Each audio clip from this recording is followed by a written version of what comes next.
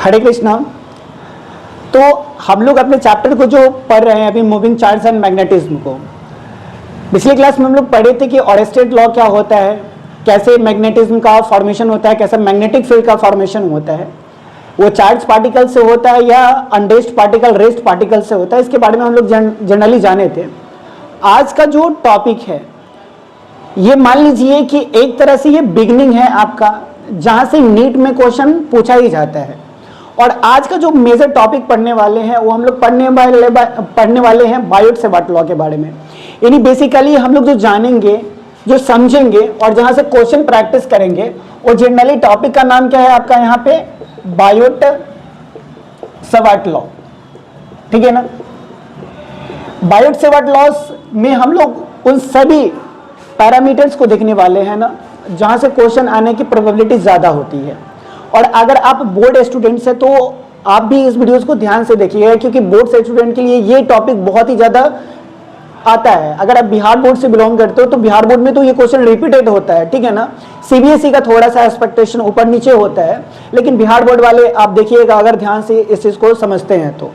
देखो Biot-Savart law क्या है, तो बायोट-सेवर्ट लॉ में बताया जाता है तुम्हारे कि अगर मान लेते हैं कि एक क्या है तुम्हारा, कंडक्टर है।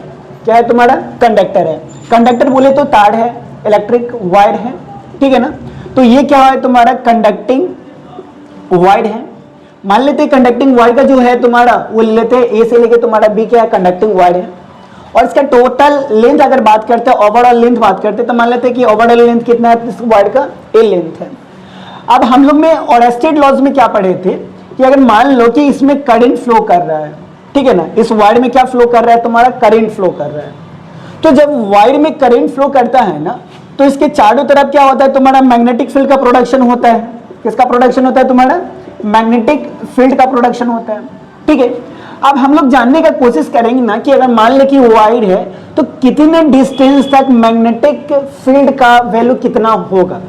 यानी अगर मान लेते हैं कि एक सर्टेन डिस्टेंस ले लेते हैं, मीटर ले लेते हैं, डिस्टेंस सर्टेन डिस्टेंस ले लेते हैं, तो इसके कितने डिस्टेंस तक क्या होगा तुम्हारा, मैग्नेटिक फील्ड का असर कितना होगा, ठीक है ना। तो इसको कैलकुलेट करने के लिए हम लोग यूज करते हैं क्या, बायोट-सेवर्ट लॉज को यूज करते हैं।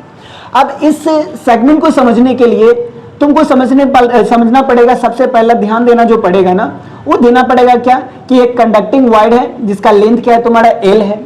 अब धीरे धीरे समझने का प्रयास करते हैं। हम लोग क्या लिए हैं कि ये करंट इसमें क्या फ्लो कर रहा है तुम्हारा, आई करंट फ्लो कर रहा है। तो लिख लेते हैं कि ये कंडक्टिंग वायर में जो करंट जो फ्लो कर रहा है ना, वो करंट क्या फ्लो कर रहा है तुम्हारा, आई करंट फ्लो कर रहा है। लेंथ की बात करते हैं वायर की, तो वायर का लेंथ क्या हो गया तुम्हारा, एल लेंथ हो गया है।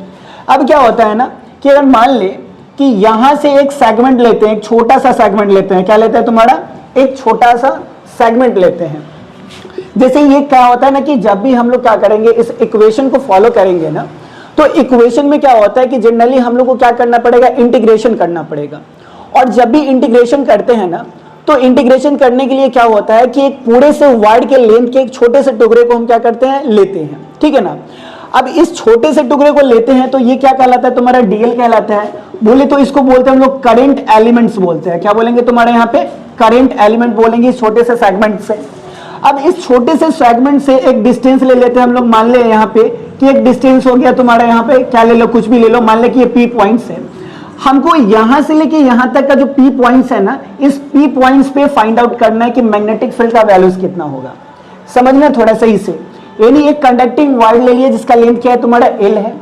इस छोटे से सेगमेंट को हम लोग ले लिए डीएल, जिसको हम लोग बोल रहे हैं क्या, करंट एलिमेंट्स बोल रहे हैं, क्योंकि इंटीग्रेशन करना है तो इसके छोटे से सेगमेंट को लिए और इस छोटे से सेगमेंट से क्या किए तुम्हारा कि एक सर्टेन डिस्टेंस लिए, और सर्टेन डिस्टेंस में क्या बोल रहा है कि पी पॉइंट्स पर हमको मैग्नेटिक फील्ड फाइंड आउट करना है कि इस करंट में, इस वायर में जो करंट फ्लो कर रहा है ना, उसके कारण मैग्नेटिक फील्ड का कितना प्रोडक्शन होगा। और मान ले कि यहां से यहां तक का डिस्टेंस अगर हम लोग आर ले लेते हैं तो यहाँ पे हो गया आर। अब चलते हैं बात करते हैं, बेसिकली हम लोग बात करते हैं कैसे कैसे इसको हम लोग क्या कर सकते हैं, अंडरस्टैंड कर सकते हैं, कैसे फाइंड आउट कर सकते हैं क्या होगा क्या नहीं होगा। समझ में आया।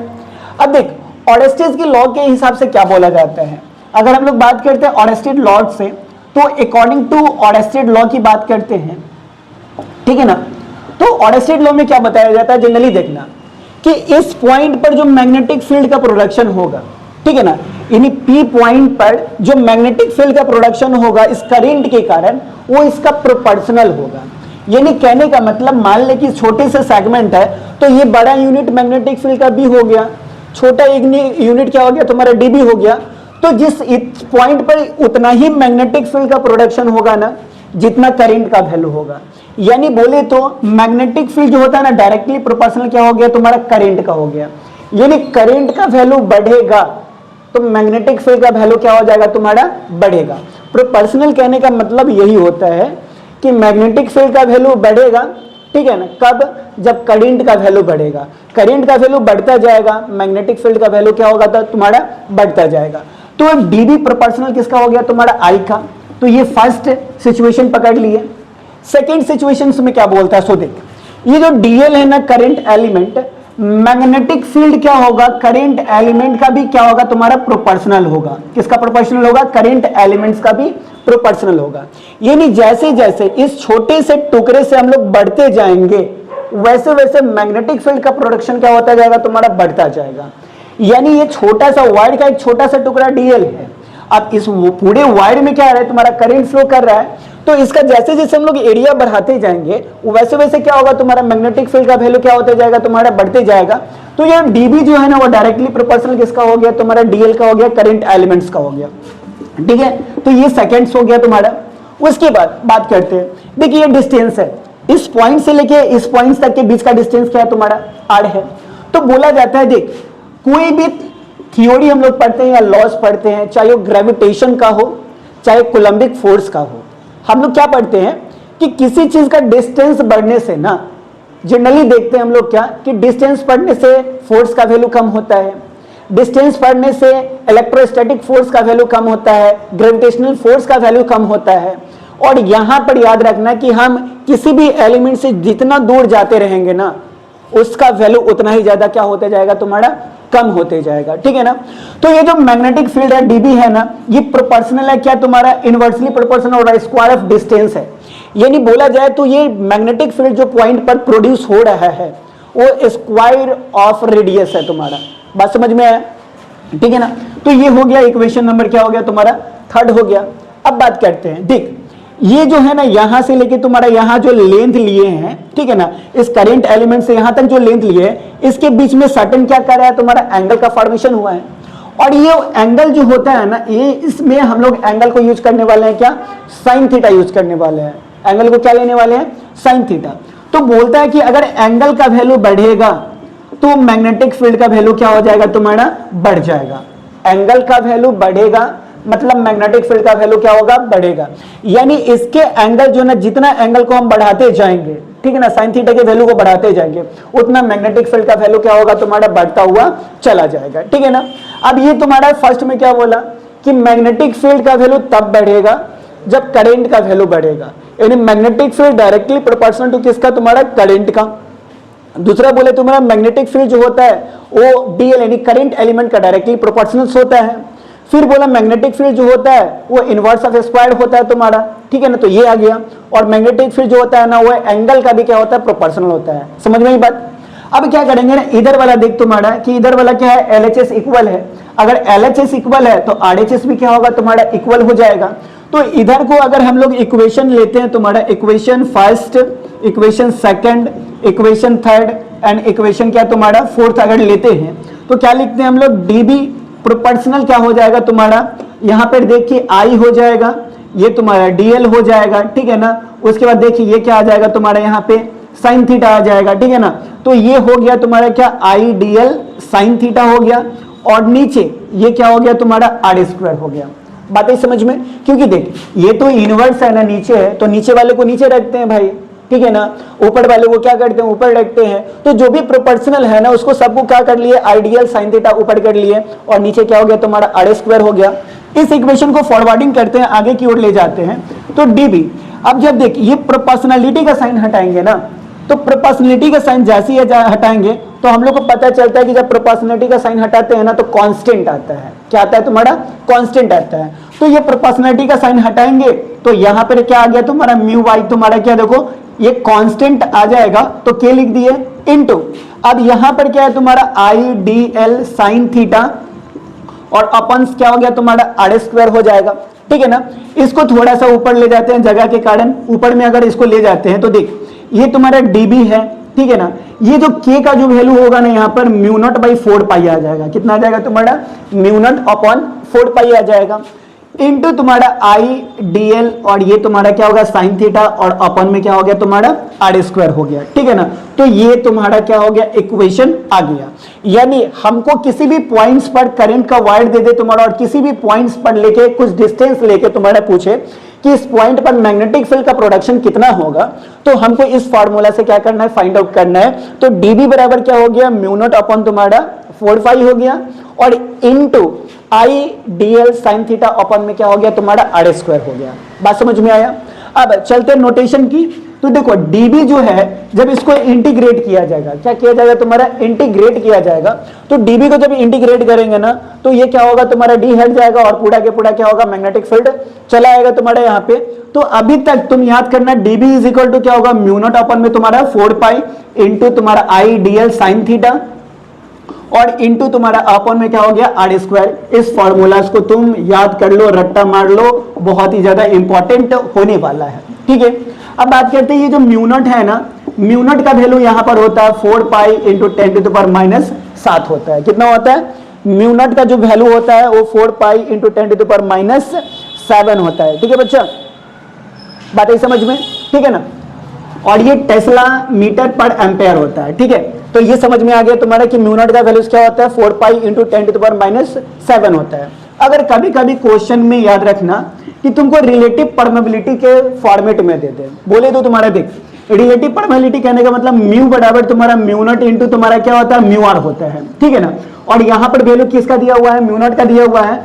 म्यू आर को बोलते हैं हम लोग क्या रिलेटिव परमेबिलिटीज बोलते हैं। तो अगर रिलेटिव परमेबिलिटी का फैक्टर होना तो mu naught is equal to हम लोग लिख सकते हैं म्यू बाई क्या तुम्हारा म्यू आर लिख सकते हैं। यानी कहने का मतलब यहाँ पर जो म्यू नॉट का वैल्यू है ना उसमें हम लोग क्या डाल देंगे म्यू अपन में म्यू आर डालेंगे, और इक्वेशन को क्या कर लेंगे सॉल्व कर लेंगे। बात ही समझ में, ठीक है ना। तो एक बार टोटल के टोटल तुम क्या कर ले इसको देख ले, ठीक है।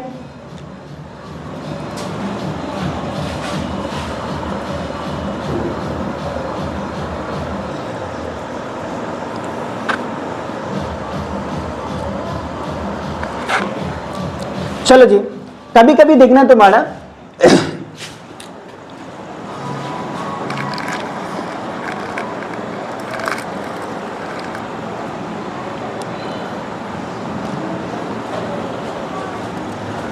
चलो जी आगे चलते हैं। देख एक फॉर्मूला बताते हैं, जैसे हम लोग अभी लिखे हैं ना dB बराबर तुम्हारा क्या लिखे हैं कि म्यू नॉट बाई तुम्हारा क्या 4 पाई इंटू तुम्हारा आई डी एल साइन थीटा, और अपन में क्या है तुम्हारा आर स्क्वायर। नीट के एग्जाम में ना एक टाइम क्वेश्चन पूछा गया था, वो तुमको हम बता रहे हैं, और ये नीट में डायरेक्टली आस्क क्वेश्चन किया गया था। तो डायरेक्टली ये क्वेश्चन पूछा गया था जिसमें बोला जा रहा था कि तुमको क्या कर दिया 3-4 फॉर्मूला दे दिया, किसका तुम्हारा ये dB म्यू नॉट अपन तुम्हारा 4 पाई के फॉर्मेट में फॉर्मूला दिया, और उसमें पूछ रहा था तुम्हारा कि 4 ऑप्शन देके सबका कुछ ना कुछ गलत कर दिया 3 ऑप्शन का, और एक ऑप्शन सही रखा, ठीक है। जैसे में यहाँ पर हम लोग देखते हैं इस फॉर्मेट में क्या किया गया था ना, तुमसे क्वेश्चन पूछा गया था। तो देख क्वेश्चन को जब हम लोग क्या करेंगे तुम्हारा dB को जब इंटीग्रेट करेंगे तो मैग्नेटिक फील्ड आ जाएगा फुल मैग्नेटिक फील्ड। तो म्यू नॉट अपन में 4 पाई इंटू हम लोग को क्या करना है ना तुम्हारा कि ये तुम्हारा जो आईडीएल है इसको कर दिए तुम्हारा आई इंटू डी एल। और जब वेक्टर के फॉर्मेट में तुमसे क्वेश्चन पूछा जाए, किसके फॉर्मेट में क्वेश्चन पूछा जाए, वेक्टर के फॉर्मेट में क्वेश्चन पूछा जाए तुम्हारा रेडियस वेक्टर के फॉर्मेट में, तो ऐसे हम लोग क्या कर देंगे, यानी एक रेडियस वेक्टर ऊपर में ऐड करेंगे ना तो नीचे जो स्क्वायर था ना यहाँ पे इसको क्या कर देंगे इंक्रीज कर देंगे एक पावर को, ठीक है ना। तो ये पूछा गया तो एक जो फॉर्मूला होता है ये भी फॉर्मूला हम लोग क्या कर सकते हैं लिख सकते हैं।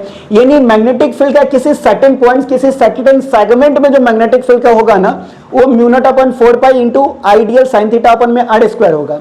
लेकिन रेडियस वेक्टर का जब यूज करेंगे, आर को बोलते हैं क्या यहाँ पे रेडियस वेक्टर बोलते हैं, क्या बोलेंगे रेडियस वेक्टर। जब रेडियस वेक्टर के फॉर्मेट में पूछा जाए तो ये क्या होगा म्यू नॉट अपन में तुम्हारा 4 पाई और ये I D L into R और नीचे क्या हो जाएगा तुम्हारा आर क्यू हो जाएगा। बात समझ में आया।